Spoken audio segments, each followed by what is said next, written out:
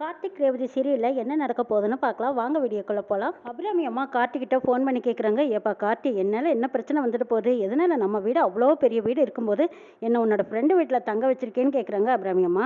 அம்மா, எதுக்கும் ஒரு சேஃப்டிக்காகத்தான் உங்களை அங்கே தங்க வச்சிருக்கேன். அந்த சந்திராவும் சிவனாண்டினால உங்களுக்கு ஏதாவது ஆபத்து வந்துடுன்னு தான் நான் என்னோட ஃப்ரெண்டு வீட்டில் உங்களை தங்க வச்சிருக்கேன்னு சொல்கிறாங்க கார்த்தி. ஓ அப்படியா? எனக்கும் கும்பாபிஷேகத்தில் கலந்துக்கணும், அண்ணன் குடும்பத்தோடு சேர்ந்து எல்லாமே பார்த்து ரசிக்கணும்னு ஆசையாக இருக்குது. ஆனால் என்ன செய்கிறது, நீ தான் வேண்டான்னு சொல்லிட்டேன். அண்ணன் குடும்பத்தில் அண்ணன், அண்ணி, ரேவதி, சுவாதி, ரோஹிணி இவங்க எல்லாரும் நல்லா இருக்காங்களான்னு கேட்குறாங்க அப்புறமே. அம்மா, எல்லாரும் நல்லா இருக்காங்க, எல்லாரும் கோயிலுக்கு வந்திருக்காங்கன்னு சொல்கிறாங்க. அப்படியா? எப்படியோப்பா, 2 குடும்பமும் ஒன்று சேர்ந்தா எனக்கு அதுவே ரொம்ப சந்தோஷங்கிறாங்க அப்புறமே. என்னால் எந்த பிரச்சனையும் வந்துடக்கூடாது, 2 குடும்பமும் ஒன்று சேரணுங்கிறதுக்காக உயிரை படைச்சோம்னாலும் நான் விட தயாராக இருக்கேங்கிறாங்க அப்புறமேம்மா. அம்மா, என்னம்மா நீங்கள் இப்படியெல்லாம் பேசிட்டு இருக்கீங்க? நல்லதுமா, இப்படியெல்லாம் பேசாதீங்கன்னு சொல்கிறாங்க கார்த்தி. சரிப்பா, உனக்கு கஷ்டப்பான விஷயங்களை நான் எதுவும் பேச மாட்டேன். சரிப்பா, அங்கே இருக்கிற வேலைகளெல்லாம் கவனமாக பார்த்து செய்யுங்கிறாங்க அப்புறமே. சரிம்மா, நான் ஃபோனை வச்சிடுறேன், நீங்கள் பாதுகாப்பாக இருங்கன்னு சொல்லிட்டு கார்த்தி ஃபோனை கட் பண்ணுறாங்க. சந்திரகலா, சிவனாண்டி இவங்க 2 பேரும் திட்டம் போட்டு எப்படியாவது அபிராமி எங்கே இருந்தாலும் அவளை வெளியில் கொண்டு வந்து நம்ம கடத்தியே ஆகணும். அப்போ தான் இந்த டிரைவர் பையன் உண்மையெல்லாம் ஒத்துக்குவாரு. நம்ம அவங்க அம்மாவை வச்சே சென்டிமெண்டால் அடிக்கணும்னு சொல்லிட்டு பாட்டி எப்படி குரலில் பேசுவாங்களோ அந்த மாதிரி குரலில் நீ பேசு அப்படின்னு சொல்கிறாங்க. அந்த நபரும் சரிங்க, அதே மாதிரி நான் பேசுவேன்னு சொல்லி அபிராமி அம்மாவுக்கு ஃபோன் பண்ணி அந்த அம்மா கிட்ட பரமேஸ்வரி பாட்டி பேசுகிற மாதிரி பேசுகிறாங்க. பாட்டிக்கு ரொம்ப அடிபட்டு போச்சு, நீ வந்தே ஆகணும், உன்னை பார்க்கணும்னு சொல்கிற மாதிரி பரமேஸ்வரி பாட்டி பேசுகிற மாதிரியே பேசிடுறாங்க. அபிராமி அம்மாவும் இதை உண்மைன்னு நம்பிக்கிட்டு கோயிலுக்கு வராங்க. சந்திரா வச்ச ஆளுங்க அபிராமி அம்மா வர்ற காரை குறுக்காட்டுறாங்க. காரை குறுக்காட்டுனதும் அபிராமி அம்மா கேட்குறாங்க, ஏண்டா நீங்கள் எல்லாம் யாரு, என்னதுக்காக வழிமறிக்கிறீங்கன்னு கேட்குறாங்க. பாருமா, சத்தம் வெளியே வரக்கூடாது, அமைதியாக இருக்கணும்னு மிரட்டுறாங்க. மிரட்டினதும் அப்போவே மயக்க மருந்தை கொடுத்து அபிராமி அம்மாவை மயக்கமாக்கிடுறாங்க. அப்படியே காருக்குள்ளே தூக்கி போட்டுக்கிட்டு குடோனுக்கு கொண்டு போய் கட்டி போட்டுறாங்க. ரவுடிங்களும் அபிராமி அம்மாவை கடத்திட்டு சந்திராவுக்கு ஃபோன் பண்ணி சொல்லிடுறாங்க. சந்திரா இதை கேட்டு ரொம்ப சந்தோஷப்படுறாங்க. சூப்பர், நான் சொன்ன மாதிரியே செஞ்சுட்டீங்களே, சரி நான் சொன்ன இடத்துல அவங்கள பாதுகாப்பாக வச்சிருங்கன்னு சொல்லிடுறாங்க. சிவனாண்டியும் சந்திராவும் ரொம்ப சந்தோஷப்படுறாங்க. டே அப்பா, நாம் சொன்ன மாதிரி ஆளுங்க அபிராமியை கடத்திட்டாங்க, இதுக்கப்புறம் கார்த்தி நம்மக்கிட்ட இருந்து தப்பிக்கவே முடியாது, அவ எல்லா உண்மையும் எல்லாரும் முன்னாடியும் சொல்லித்தானே ஆகணுங்கிறாங்க சிவனாண்டி. இவ்வளவு நாளாக நம்மளை ஏமாற்றிட்டு இருந்தான், இப்போ கரெக்டான இடத்துல நேருக்கு நேர் செக் வச்சுட்டேன் பார்த்தீங்களா, இதுக்கப்புறம் நம்மக்கிட்ட இருந்து அவன் தப்பிக்க முடியாதுங்க அப்படின்னு சந்திரா சொல்லி சந்தோஷப்படுறாங்க. ஆமாம் சந்திரா, அவ்வளோ முயற்சிகள் பண்ணியிருப்போம், அத்தனையிலையும் அவன் தப்பிச்சு வந்துட்டு இருந்தான். ஆனால் இந்த தடவை தப்பிக்க வாய்ப்பே இல்லை சந்திரா. கரெக்டான இடத்துல அவனை செக் வச்சு எந்த பக்கமும் திரும்ப முடியாது. சாமுண்டீஸ்வரி கிட்ட எல்லா உண்மையும் இவன் சொல்லித்தான் ஆகணும். இவன் கண்டிப்பாக இந்த ஊரை விட்டும் வீட்டை விட்டும் வெளியே போயிட்டு ஆகணும். ரேவதியோட வாழ்க்கை அம்பலமாக நிற்கத்தான் போகும். எல்லாம் நீ பார்த்து சந்தோஷப்படு சந்திராங்கிறாங்க சிவனாண்டி. கோயில் கும்பாபிஷேகத்துக்காக நகையெல்லாம் மெருகு போட்டு வச்சிருக்காங்க பாட்டி. அது எல்லாமே பாதுகாப்பு பெட்டியில் பாட்டியோட பாதுகாப்பில் தான் வீட்டில் வச்சிருக்காங்க. ஒருத்தர் ஓடி வந்து பாட்டி கிட்ட சொல்கிறாங்க, அம்மா கோயில் நகையெல்லாம் உங்கள் வீட்டில் தானே இருக்குது, அதை எடுத்துக்கிட்டு வந்து அம்பாளுக்கு சாத்தி ஆரம்பித்து கும்பாபிஷேகத்தை தொடங்கலாங்கிறாங்க. என்ன கணக்கு, போய் இந்தாங்க சாவி இருக்குது, பீரோவில் நகையெல்லாம் இருக்குது, பாதுகாப்பாக போய் எல்லாரும் எடுத்துகிட்டு வரலாம் வாங்கன்னு கூட்டிகிட்டு போகிறாங்க பாட்டி. அதுக்கு முன்னாடியே விருமனும் அவங்க சகல இன்ஸ்பெக்டருமா சேர்ந்து இந்த கிழவியோட பொறுப்பில் தானே நகை இருக்குது, கும்பாபிஷேகத்துக்கு முன்னத்தினால் அந்த நகையெல்லாம் கோயிலில் வந்து கொண்டு வந்து கொடுக்கணும். கிழவி கோயில் நகையை கொண்டு வந்து கோயிலில் கொடுக்கறதுக்கு முன்னாடியே அந்த நகையை பூரா நம்ம ஆட்டியை போட்டுருவோன்னு விருமனும் இந்த இன்ஸ்பெக்டரும் முடிவு பண்ணிடுறாங்க. கோயில் நகையெல்லாம் அந்த பாட்டி வீட்டில் தானே இருக்கும், ஆளை வச்சு தூக்கிடலாங்கிறாங்க இன்ஸ்பெக்டர். அதே மாதிரி ஆளுகளை வச்சு அந்த நகையெல்லாம் திருடிடுறாங்க. திருடிக்கிட்டு வந்து விருமன் கையிலையும் இன்ஸ்பெக்டர் கையிலையும் கொடுக்குறாங்க. அப்பாடா, சாமி நகையெல்லாம் நம்ம கைக்கு வந்துருச்சு.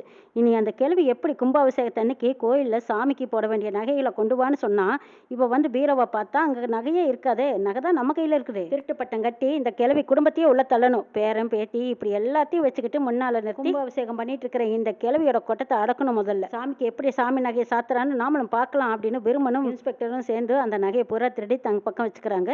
இங்கே பாட்டி, கோயில் நகையெல்லாம் நம்ம வீட்டில் தானேப்பா இருக்குது, பாதுகாப்பாக இருக்குது, வாங்க போய் எடுத்துகிட்டு வரலான்னு எல்லாத்தையும் கூட்டிகிட்டு வந்து பீரோவை நீக்கி பார்க்குறாங்க. அங்கே நகையை காணோம். நகைப்பட்டியை பார்த்ததும் நகையெல்லாம் எதுவுமே இல்லையே அப்படின்னு தூக்கி வாரி போடுது. பாட்டி அப்படியே கைகால் நடுக்கத்தோட பதறி போய் நிற்கிறாங்க. ஐயோ, என்னது, நகையெல்லாம் இங்கே தானே வச்சேன், நான் எங்கேயுமே வைக்கலையே அப்படின்னு பாட்டி அங்கங்கே பீரோ பூரா தேடுறாங்க. பதறி எடுத்துக்கிட்டு அங்கங்கே தேடி பார்த்து தவிக்கிறத பார்த்த கார்த்தி ஓடி வந்து என்னாச்சு பாட்டின்னு கேட்குறாங்க. அப்பா கார்த்தி, நகையெல்லாம் இந்த பெட்டியில் தான்ப்பா வச்சுருந்தேன், ஆனால் இப்போ நகையை ஒன்று கூட காணுமேங்கிறாங்க. ஐயோ அத்தா, மாரியாத்தா, உன் நகையெல்லாம் நான் இந்த பெட்டியில் தானே பாதுகாப்பாக பத்திரமா வச்சுருந்தேனே, இன்னைக்கு காலையில் கிளம்பும்போது கூட நான் நல்லா பார்த்துட்டு தானே வந்தேன், சாவியும் என்கிட்ட தான் இருக்குது, அப்படி இருந்த நகையை யார் எடுத்திருப்பா, எனக்கு ஒன்றுமே தெரியலையே அப்படின்னு அழுதுட்டு இருக்காங்க பாட்டி. பாட்டி, நீங்கள் ஒன்றும் பதறாதீங்க, உட்காருங்க, அமைதியாக தேடி பார்க்கலாம், யோசிங்க பாட்டி, இங்கே தான் வச்சிங்களான்னு கேட்குறாங்க கார்த்தி. அப்பா கார்த்தி, இங்கே தான்ப்பா வைப்பேன், எப்போவுமே சாமியோட நகையாச்சே, இதை வந்து எடுக்கவும் மாட்டாங்க, ரொம்ப பாதுகாப்பான இடமும் ஆச்சேப்பா, இந்த நகையை எடுத்திருக்காங்கன்னா எனக்கு ஆச்சரியமாக இருக்குது, எப்படி போச்சுன்னே தெரியலையேன்னு பாட்டி அழுகுறாங்க. பாட்டி அழாதீங்க, நான் பார்த்துக்கிறேன். நீங்க முதல்ல கோயிலுக்கு போங்க. நகைய எப்படியும் நான் கொண்டு வந்து சேர்த்துறேங்கிறாங்க கார்த்தி. எப்படிப்பா கார்த்தி, வச்ச நகைய காணுமே, எப்படி நீ கொண்டு வந்து சேர்த்துவ? கோயிலுக்கு போனா நகைய கேட்பாங்கல்ல. சாமிக்கு நகைய சாத்தணும், அலங்கார பூஜை பண்ணணும், அடுத்தது கும்பாபிஷேகத்துக்கு தேவையான ஏற்பாடெல்லாம் பண்ணணும். இந்த நேரத்துல நகைய காணோங்கிற போது யாருக்கும் சந்தேகமா இருக்குமே. நான் என்ன செய்வேன்? யாருக்கு என்ன பதில் சொல்லுவேன்? எனக்கு ஒன்றும் புரியலையேன்னு பதறாங்க. இந்த நகையெல்லாம் எப்படி போச்சுன்னு ஒன்றும் தெரியலையே அப்படின்னு ராஜராஜனும் மயில்வாகனும் பேசிக்கிறாங்க. எனக்கு யார் செஞ்சிருப்பான்னு புரிஞ்சு போச்சுங்கிறாங்க கார்த்தி. உனக்கு யார் மேல சந்தேகமா இருக்கு சகலின்னு கேட்குறாங்க மயில்வாகனம். எல்லாம் அந்த வருமன் மேல தான். இந்த கோயில் கும்பாபிஷேகத்தை நிறுத்துறதுக்காக அவன் தான் பல ஏற்பாடுகள் பண்ணிட்டு இருக்கான். அவன் செஞ்ச வேலையாக தான் இருக்குங்கிறாங்க கார்த்தி. ஆமா மாப்பிள்ள, எனக்கும் அவன் பேர்ல தான் சந்தேகமா இருக்கு. இதோட வந்ததுல இருந்து எத்தனை பிரச்சனை பண்ணிட்டு இருக்கான். அன்னதான சாப்பாட்டுல மருந்து ஊத்தி வச்சிருக்கான். குறிச்சல்ல வந்த பூசாரிய வீட்டுக்குள்ள போட்டு வெளியில தாள் வச்சிருக்கான். எனக்கு கொலை பண்ணருக்கு ஆள் அனுப்பிச்சு வச்சிருக்கான்னு ராஜராஜன் வரிசையா அடிக்கிட்டே போறாங்க. ஆமாம்மா, இந்த வேலையும் அவன் தான் பார்த்துருப்பானா இருக்கும். நகையை பூரா திருடுந்து அந்த விருமனா தான் இருக்கும். அவனை நல்லா அடிக்கும் தலைக்கும் சாத்துனா உண்மை சொல்லிடுவான். அவனை தவிர வேற யாரும் சாமி நகை மேல கை வச்சிருக்க மாட்டாங்கன்னு சொல்றாங்க மயில்வாகனம். இப்ப சகல அந்த நகை நீ தான் எடுத்த குடுன்னு கேட்டா குடுக்குவா போறான். கோயில் கும்பாபிஷேகத்தை தடுத்து நிறுத்துறதுக்காக தான் அவன் இத்தனை ஏற்பாடு பண்ணிட்டு இருக்கான். ஆனா அவன் நகை எடுத்ததுக்கான சாட்சி நம்ம கிட்ட எதுவுமே இல்லையேங்கிறாங்க. கார்த்தியோட ஃப்ரெண்டு சரவணன் போலீஸ் இன்ஸ்பெக்டருக்கு ஃபோன் பண்றாங்க. தயவு செய்து கும்பாபிஷேகம் நடந்துட்டு இருக்கு, நீங்க இங்க வந்தே ஆகணுங்கிறாங்க. சரவணன் என்ன ஏதுன்னு விவரத்தை கேட்குறாங்க. விவரத்தை எல்லாம் சொல்றாங்க கார்த்தி. கோயில் நகை பல வருஷமா பேங்க்ல தான் இருந்தது. அதை இப்பதான் நாங்க திருப்பி எடுத்து மெழுகு போட்டு வச்சிருக்கோம். அத்தனை நகையும் பாட்டியோட பாதுகாப்பு பெட்டியில தான் இருந்தது. ஆனா இன்னைக்குன்னு பார்த்து பெட்டியில இருந்த நகையை காணோம். அதாவது நீங்க தான் வந்து கண்டுபிடிச்சு கொடுக்கணும். இந்த கும்பாபிஷேகம் நடக்க விடக்கூடாதுங்கிறதுக்காக எத்தனையோ சதி வேலை பண்றாங்க. இதுல இதுவும் ஒன்னா இருக்குமோன்னு எங்களுக்கு சந்தேகமா இருக்குதுங்கிறாங்க. சரி கார்த்தி, உங்களுக்கு யார் பேர்ல எல்லாம் சந்தேகம் இருக்கோ அவங்களோட நம்பர் எல்லாம் எனக்கு கொடுங்க, நான் ட்ரேஸ் பண்ணி பாக்குறேங்கிறாங்க சரவணன். யார் மேல சந்தேகம்னு சொன்னா விருமன் மேலதான் சந்தேகப்பட்டு சொல்றாங்க கார்த்தி. விருமனோட ஃபோன் நம்பரை வாங்கிக்கிறாங்க. அந்த நம்பர் யாருக்கெல்லாம் ஃபோன் பண்ணி பேசியிருக்காங்கன்னு ட்ரேஸ் பண்ணி பார்க்குறாங்க. ஒரு நபருக்கு மட்டும் அடிக்கடி ஃபோன் பண்ணி பேசினதை கண்டுபிடிச்ச சரவணன் சொல்றாங்க, இதை பாருங்க, இந்த நம்பரை ட்ரேஸ் பண்ணி பார்க்கும்போது விருமன் மேலே தான் அதிகமாக ஸ்ட்ராங்கான அந்த சந்தேகம் வருது. கார்த்தியும் ஊர்க்காரங்களும் எல்லாருமா சேர்ந்து சந்தேகப்பட்ட ஆளை போட்டு அடி அடின்னு அடிக்கிறாங்க. நபர் நான் அந்த நகையை எடுக்கவே இல்லை, பார்க்கவே இல்லைன்னு சொல்லிக்கிட்டு இருக்காங்க. இதை பாரு, உண்மையை சொல்லிட்டீங்கன்னா உனக்கு கொஞ்சம் வருஷம் தான் தண்டனை.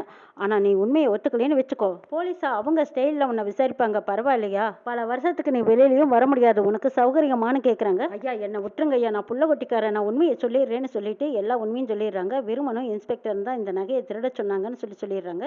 சரி விடுறதெல்லாம் இருக்கட்டும், நகை விலை எங்க வச்சிருக்க அதை முதல்ல சொல்லுன்னு கேட்குறாங்க மயில்வாகனம். விருமன் கிட்ட கொடுக்கறதுக்காக அந்த நகையெல்லாம் நான் தான் பாதுகாப்பாக வச்சிருக்கேன்னு சொல்றாங்க. அது பாதுகாப்பாக எங்க வச்சிருக்க, சொல்ல போறியா இல்லையா அப்படின்னு சொல்லிட்டு மறுபடியும் மிரட்டும் போது இருந்த நகையெல்லாம் எடுத்து கொடுத்துட்றாங்க. ஒரு வழியா நகையெல்லாம் வாங்கிக்கிட்டு காட்டி மயில்வாகனம் ராஜராஜன் இவங்க எல்லாரும் கோயிலுக்கு வந்துட்டு இருக்காங்க. இங்க பாட்டி நகையை காணுமே, எப்படி போச்சுனே தெரியலையேன்னு அழுதுகிட்டு இருக்கிறாங்க. பாட்டி அழாதீங்க பாட்டி, நீங்க இப்படியே அழுதுட்டு இருந்தா என்ன செய்யறது? பாட்டி அழாதீங்க பாட்டி, ராஜா எப்படியும் தேடி நகையை கண்டுபிடிச்சு கொண்டு வந்துருவாரு. கும்பாபிஷேகமும் நல்லபடியா நடக்கும், நீங்க இதை நினைச்சு கவலைப்படாதீங்க பாட்டின்னு ரேவதி பாட்டிக்கு ஆறுதல் சொல்றாங்க. அம்மாடி ரேவதி, அந்த நகையெல்லாம் நான் பாதுகாப்பா பத்திரமா தம்மா வச்சிருந்தேன். ஆனா அது யாரு என்ன எப்படி எடுத்தாங்கன்னு தெரியலையே, அதுவும் சாமியோட நகையை மனசார போய் கை வச்சிருக்காங்களே அப்படின்னு பாட்டி ஒரு பக்கம் மறுபடியும் புலம்பி அழுகுறாங்க. அம்மா நீங்க அழுகாதீங்க, வாங்க போலாம் அப்படின்னு சொல்லி ஆறுதலா கைப்பிடித்து கூட்டிட்டு போறாங்க ராஜராஜன். இல்லப்பா, நகையை பாக்குற வரைக்கும் என் கண்ணுல கண்ணீர் நிக்கவே நிக்காதுப்பா. மாரியாத்தா, அந்த நகையை யார் எடுத்தா இருந்தாலும் எப்படியாவது அது உன்னோட நகை, அதை கொண்டு வந்து சேர்த்திடணும்னு வேண்டிக்கிட்டே போறாங்க பாட்டி. அம்மா கவலைப்படாதீங்க, எப்படி இருந்தாலும் நம்ம மாப்பிள்ளை தம்பி கண்டிப்பா கொண்டு வந்து சேர்த்திடுவாருங்கிறாங்க. ஆமாப்பா, என் பேரை சொன்ன மாதிரி செய்வான். ஆனா இருந்தாலும் எனக்குள்ள ஒரு பயம் இருந்துகிட்டே இருக்குல்ல, நீங்க நினைச்சு பயப்படுற மாதிரி எதுவும் நடக்காதுமா, தைரியமா இருங்க, கண்டிப்பா மாப்பிள்ளை நகையோட தான் வந்து நிக்க போறாரு பாருங்கிறாங்க. கோயில் நகையை கொடுக்க சொல்லி வந்து கேட்குறாங்க. பாட்டியை தயங்கி நிற்கிறாங்க. அப்போ ரேவதியும் பக்கத்தில் என்ன சொல்கிறதுனே புரியாமல் நின்றுட்டு இருக்காங்க. என்னம்மா, நானும் அப்போ இருந்து கேட்டுகிட்டே இருக்கேன், கோயில் நகையை கொடுங்க, சாமிக்கு நகை அலங்காரம் சாத்தித்தானே நம்ம பூஜையை பண்ணி கும்பாபிஷேகத்துக்கான ஏற்பாடுகள் செய்வோம், சாமிக்கு முதல்ல நகை அலங்காரம் பண்ணணும், கொடுங்கன்னு கேட்குறாங்க. ஐயா கொஞ்சம் வெயிட் பண்ணுங்க, என் புருஷன் இப்போ நகையை கொண்டு வந்துடுவார்னு சொல்கிறாங்க ரேவதி. என்னம்மா, நீங்கள் வரும்போதே இதெல்லாம் கொண்டு வரது இல்லையா, இதுக்காக நாங்கள் காத்திருக்கணுமானுங்கிறாங்க. அம்மா, நகையெல்லாம் வீட்டில் தான் வச்சிருக்கீங்களா, இல்லை உங்கள் பேத்திக்கு மேலே இருக்கிற பாசத்தில் ஆளுக்கு ரெண்டை எடுத்து கொடுத்துட்டீங்களா? ஏம்மா, எங்கள் எல்லாத்தையும் இவ்வளோ நேரம் நீங்கள் காக்க வைக்கலாமா? சாமி நகையல்லவா, சாமி காரியத்தை இப்படி தள்ளி போட்டு நிறுத்தி வைக்கலாமா? எடுத்துட்டு வந்து கொடுத்துருக்க வேண்டியதானே, ஒரு வேலை வச்சிருக்கீங்களா இல்லை அது இல்லாமல் போச்சா அப்படின்னு விருமன் ஏதோ இல்லாத மாதிரியே பேசிட்டு இருக்கிறத பார்த்ததும் பாட்டி முறைக்கிறாங்க. விருமன் பாட்டியை ரொம்ப கேவலமாக பேசிட்டு இருக்கும்போது இந்த விருமனால தான் இந்த மாதிரி பிரச்சனை வந்திருக்கு, நகை அங்கே இருக்காதுன்னு தெரிஞ்ச மாதிரியே சொல்கிறானே, என்னமோ இந்த விருமன் மேலே தான் சந்தேகமாக இருக்குன்னு பாட்டி ஒரு பக்கம் கோவப்பட்டாலும் மறுபடியும் ஒரு பக்கம் இப்படி நகையை தொலைச்சிட்டுமேனு கவலையோடு இருக்காங்க. அப்போ கரெக்டாக கார்த்தி நகையோடு வந்து நிற்கிறாங்க. கார்த்தி நகை பட்டியோடு வந்து நிற்கிறாங்க. இதை பார்த்த விருமன் இன்ஸ்பெக்டர் எல்லாரும் அதிர்ச்சி ஆசையோட நின்றுட்டு இருக்காங்க. பாட்டி இந்தாங்க நகை கிடைச்சிருச்சு, உங்க கையாலேயே நீங்க சாமிக்கு கொடுங்கங்கிறாங்க கார்த்தி. விருமன் அப்பவும் இடையில பூந்து இல்ல இல்ல இது ஒத்துக்க முடியாது, இது உண்மையான தங்கம் தானா இல்ல வேற ஏதாவது டூப்ளிகேட்டை கொண்டு வந்து இவன் கொடுக்குறானா? பாட்டி அவமானப்பட்டு நிக்க கூடாது, அசிங்கப்பட்டு போயிருவாங்கன்னு இவன் ஏதோ வேற ஒரு ஏற்பாடு பண்ணிட்டான், இது கண்டிப்பா தங்கமா இருக்காதுங்கிறாங்க விருமன். அது எப்படிங்க பார்த்தபடி நீங்களே அந்த நகையை எடுத்த மாதிரி இப்படி சொல்றீங்கன்னு கேக்குறாங்க கார்த்தி. ஏதோ நான் எடுத்தேன், என் மேலேயே பழைய திருப்பி போட்டுட்டா எடுத்தவங்க யாருன்னு தப்பிச்சிடலாம்னு நினைச்சிட்டு இருக்கீங்களா? யாரும் எங்க கிட்ட இருந்து தப்பிக்க முடியாதுங்கிறாங்க பாட்டி. விருமன் பேச பேச கார்த்திக்கு சரியான கோவம் வருது. சரி கும்பாபிஷேகம் முடியிற வரைக்கும் நாமும் இங்க அமைதியா இருக்கலாம்னு கார்த்தியும் கோவத்தை கண்ட்ரோலோட நிக்கிறாங்க. சாமிக்கு நகையெல்லாம் போட்டு அலங்காரம் பண்ணிட்டு இருக்காங்க. அப்பங்க பார்த்து ஒரு அம்மாவுக்கு சாமி வந்துருது. அவங்க அருள் வந்து ஆடிக்கிட்டு இருக்கும்போது நேரா கார்த்திகிட்ட வந்து உன் அம்மா ஆபத்துல சிக்கியிருக்கா, காப்பாத்துங்கிறாங்க. இதை கேட்டதும் கார்த்திக்கு தூக்கி வாரி போடுது. என்னது அம்மா ஆபத்துல சிக்கியிருக்காங்களா?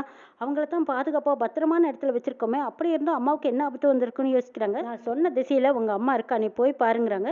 இப்படி சொல்றாங்களே, சரி அம்மாவுக்கு ஃபோன் பண்ணி பார்க்கலான்னு சொல்லி கார்த்தி அபிராமி அம்மாவுக்கு ஃபோன் பண்றாங்க. ஃபோன் சுவிட்ச் ஆஃப்ல இருக்கு. அம்மாவுக்கு ஃபோன் பண்ணா அம்மா ஃபோனே எடுக்கவே இல்லையே அப்படின்னு பதட்டத்தோட கார்த்தி இருக்காங்க. அம்மாவை ஊர்ல இருந்து பாதுகாப்பா கூட்டிட்டு வந்து அவங்களுக்குன்னு ஒரு தனி வீடு கொடுத்து அங்க தங்க வச்சிருக்கோம். அப்படி இருந்தும் அவங்க இவனுங்கனால எப்படி பிரச்சனை வந்திருக்கும்னு யோசிக்கிறாங்க கார்த்தி.